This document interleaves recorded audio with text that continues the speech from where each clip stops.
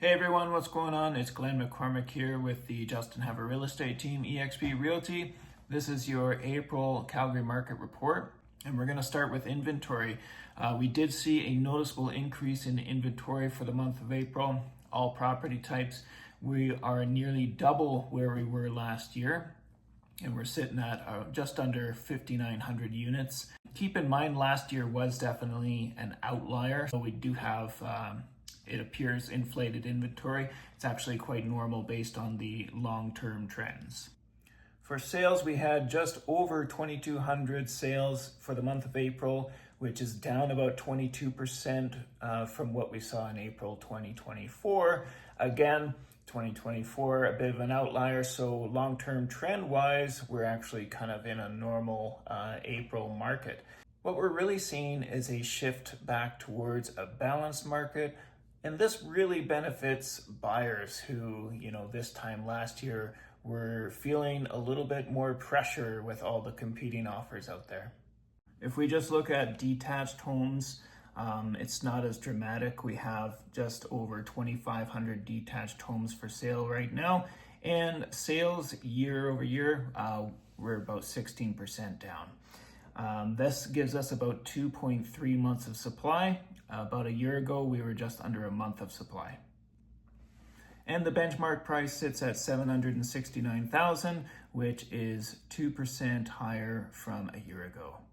It's important to note that at the lower end of the price, detached homes are still moving rather quickly, and inventory there is a little bit tighter. Sales are down 30% year over year for apartments, and inventory is getting pretty high as well. And this has really pushed things way into the buyer market area for apartments.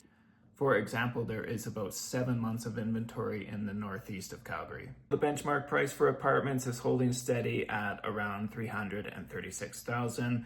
It's just about 3% lower than where the peak was last year.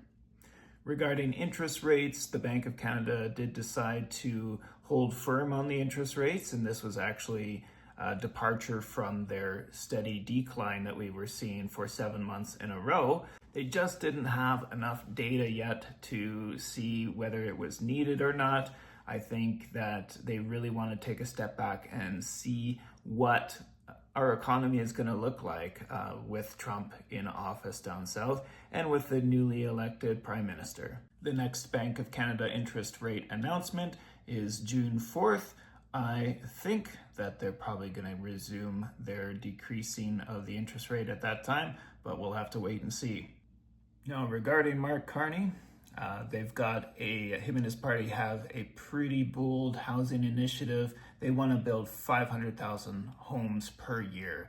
I think it's fantastic on one side. The country does need more homes, but it brings into a big question for me, and that is, where is the skilled labor?